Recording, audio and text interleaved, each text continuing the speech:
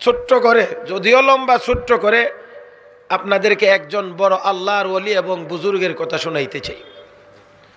চিশতিয়া তরিকার সনদ যদি বর্ণনা করেন, উপরের দিকে গেলে একজন ওলির নাম পাওয়া যায়, ওনার নাম ইব্রাহিম ইবনে আদহাম। ইব্রাহিম ইবনে আদহাম নামে একজন লোক পাওয়া যায় অনেক উপরে গেলে। আপনারা খেয়াল করে শুনলে আপনারাও পাইবেন কদ্দুর উপরে। হযরত খাজা মঈনুদ্দিন চিশতি রহমতুল্লাহি আলাইহির পীর ছিলেন হযরত খাজা উসমান হারুনি রহমতুল্লাহি আলাইহি। ওনার পীর ছিলেন আলহাজ শরীফ জিন্দানি রহমতুল্লাহি আলাইহি। ওনার পীর ছিলেন হযরত মওদুদ চিশতি রহমতুল্লাহি আলাইহি। ওনার পীর ছিলেন আবু ইউসুফ চিশতি রহমতুল্লাহি আলাইহি। ওনার পীর ছিলেন আবু মুহাম্মদ চিশতি রহমতুল্লাহি আলাইহি। ওনার পীর ছিলেন আবু আহমদ আবদাল চিশতি রহমতুল্লাহি আলাইহি। ওনার পীর ছিলেন হযরত আবু ইসহাক শামী রহমতুল্লাহি আলাইহি। ওনার পীর ছিলেন হযরত মুমসাদ আলুদ্দিনুরি রহমতুল্লাহি আলাইহি। ওনার পীর ছিলেন হযরত আবু হুবাইরা বসরি রহমতুল্লাহি আলাইহি। ওনার পীর ছিলেন হযরত হুযাইফা মারআশি রহমতুল্লাহি আলাইহি। ওনার পীর ছিলেন হযরত ইব্রাহিম ইবনে আদহাম বলখি রহমতুল্লাহি আলাইহি। ওনার পীর ছিলেন খাজা ফুজাইল ইবনে আয়াজ রহমতুল্লাহি আলাইহি। ওনার পীর ছিলেন শেখ আব্দুল ওয়াহিদ ইবনে যায়েদ রহমতুল্লাহি আলাইহি। ওনার পীর ছিলেন হযরত খাজা হাসান বসরি রহমতুল্লাহি আলাইহি। ওনার পীর ছিলেন হযরত আলী রাদিয়াল্লাহু তাআলা আনহু। হযরত আলী রাদিয়াল্লাহু তাআলা আনহুর পীর ছিলেন বিশ্ব নবী মুহাম্মদুর রাসূলুল্লাহ সাল্লাল্লাহু আলাইহি ওয়াসাল্লাম।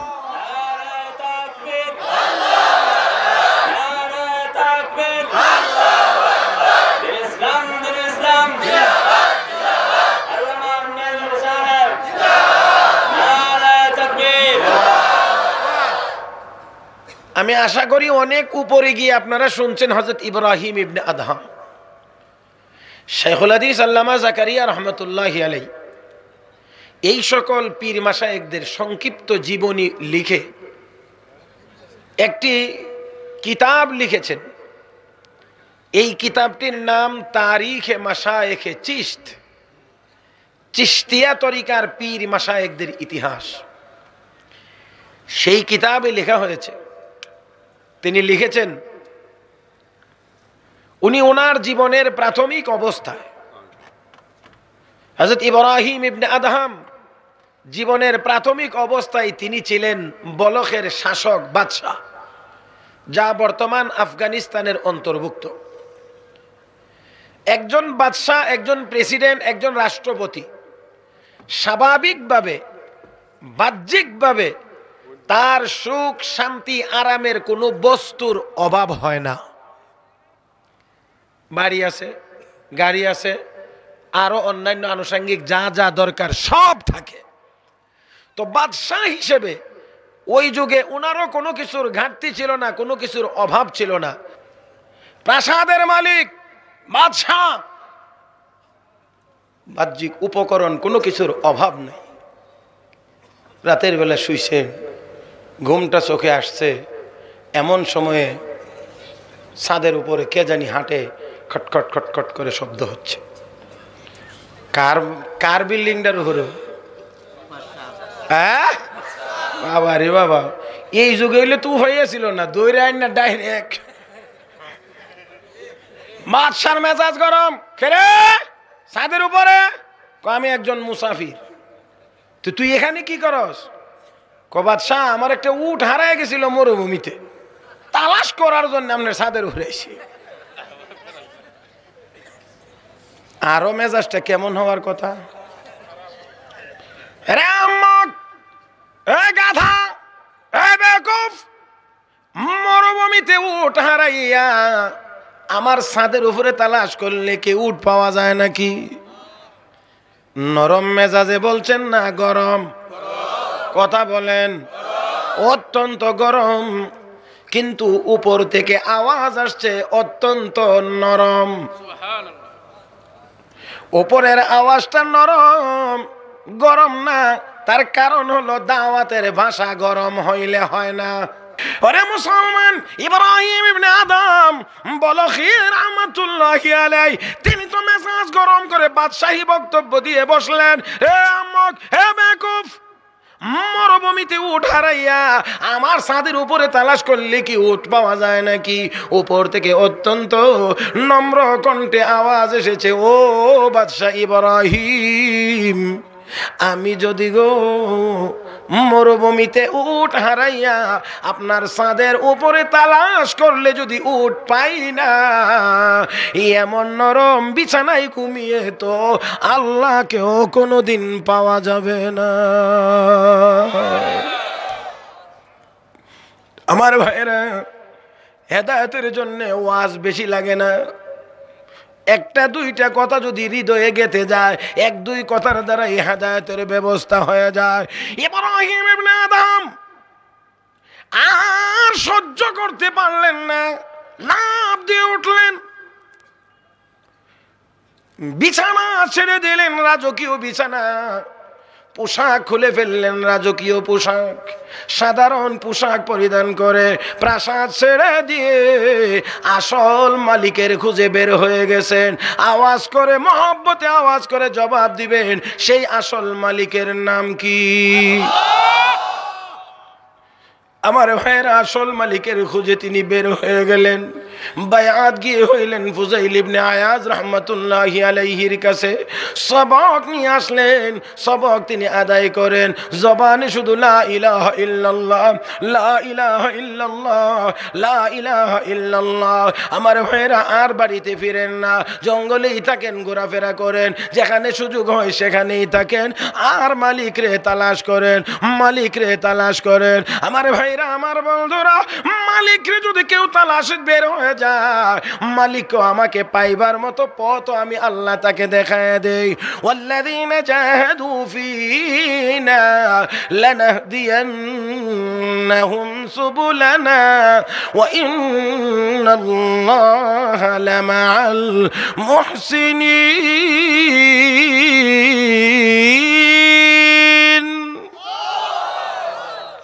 আল্লাহ রাব্বুল আলামিন বলেন, যারা আমাকে পাইতে চায়, চেষ্টা যদি করে, আমাকে পাওয়ার পথ আমি আল্লাহ তাদেরকে দেখায় দেই। এরা বন্ধুরা, আসল মালিক রে তিনি এমন ভাবে খুঁজে বের করলেন। কেমন করে বের করলেন? একবার ওনার মন্ত্রিসভার সদস্যবৃন্দ ওনাকে একটু দেখার জন্য কোন অবস্থায় আছেন, আনতে পারলে আনবেন, এই নিয়তে এবার খুঁজে বের হয়েছেন। খুঁজতে খুঁজতে খুঁজতে খুঁজতে তালাশ করতে করতে করতে গিয়ে দাজলা নদীর কিনারায় পাওয়া গেছে ইব্রাহিম ইবনে আদম, এক সময়ের বলকের বাদশা, শীত নিবারণের জন্য নিজের হাতে সুই সুতা লইয়া কাঁথা সিলাইতে আছে। মাথায় হাত দিয়ে মন্ত্রিসভার সদস্যবৃন্দ অবাক হয়ে মাথায় হাত দিয়ে বলে, ও ইব্রাহিম, আপনি তো বাদশা ছিলেন গো, প্রাসাদে ছিলেন, নিরাপত্তা প্রহরী ছিল, কত বডিগার্ড ছিল, আপনার কত উন্নত মানের খাট পালং ছিল, ল্যাব তো শখ ছিল গো, এইগুলো ছেড়ে দিয়ে আজকে আপনার এই অবস্থা, দাজলা নদীর কিনারায় বসে বসে এখন নিজের হাতে কাঁথা সিলাইতে আছেন শীত নিবারণের জন্য। ও ইব্রাহিম, ফিরে আসেন গো, আপনার সিংহাসনে গিয়ে আবার বসবেন, বীর দর্পে রাজত্ব করবেন, আরাম আনন্দে আর বিলাসিতায় জীবন যাপন করবেন। ইব্রাহিম ইবনে আদম বলখি রাহমাতুল্লাহি আলাইহি ডেকে বলেন, না না না, আমি আর ওই রাজত্বে ফিরে যেতে চাই না, ওই সিংহাসনেও যাইতে চাই না, যেখানে গিয়ে বসলে কেউ যদি মানে, কেউ তো মানে না, কেউ যদি ভালো বলে, কেউ তো মন্দ বলে, কেউ যদি প্রশংসা করে, কেউ তো আবার গালিও দেয়, এমন রাজত্বে আমি আর ফিরে যেতে চাই না। তোমরা একটু দেখে যাও, তোমরা একটু দেখে যাও আমার আল্লাহ আমাকে কেমন রাজত্ব দান করেছেন। এই কথা বলেই উনি ওনার হাতের সুইটা নদীতে নিক্ষেপ করে দিলেন। অতঃপর তিনি নদীর প্রাণীদেরকে লক্ষ্য করে বলেন, রে নদীতে বসবাসকারী প্রাণীরা, আমার সুইটা তোমরা ফিরিয়ে দাও, উঠায়া দাও। শাইখুল হাদিস আল্লামা জাকারিয়া রাহমাতুল্লাহি আলাইহি লিখেন, হুকুম করতে দেরি হয়েছে 1000 মাস, একটি করে স্বর্ণের সুই নিয়ে নদীর কিনারায় হাজির হতে দেরি হয় না।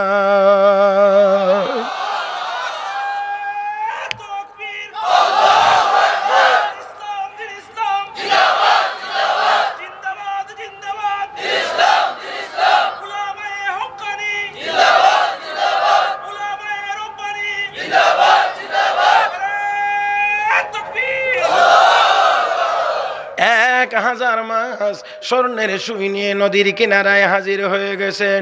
উনি বললেন, না না না, আমি এইগুলো নিক্ষেপ করি নাই, আমি তো লোহার সুই নিক্ষেপ করেছি, আমার সুইটা আমাকে ফিরিয়ে দাও। বলতে দেরি হয়েছে, এমনি আরেকটা মাছ ওনার হাতের নিক্ষেপ করা সুইটা ওনার সামনে এনে হাজির করে দিয়েছেন। আমার ভাইরা, আমার বন্ধুরা, এটা গায়ের জোরে? কথা বলেন, এটা টাকার জোরে? না মুসলমান, এটা কি অস্ত্রের জোরে? না না না, নিশ্চয়ই না। টাকার জোরে না, অস্ত্রের জোরে না, আমার বন্ধুরা গায়ের জোরেও না। এটা ছিল একমাত্র ঈমান আর আমলের জোরে।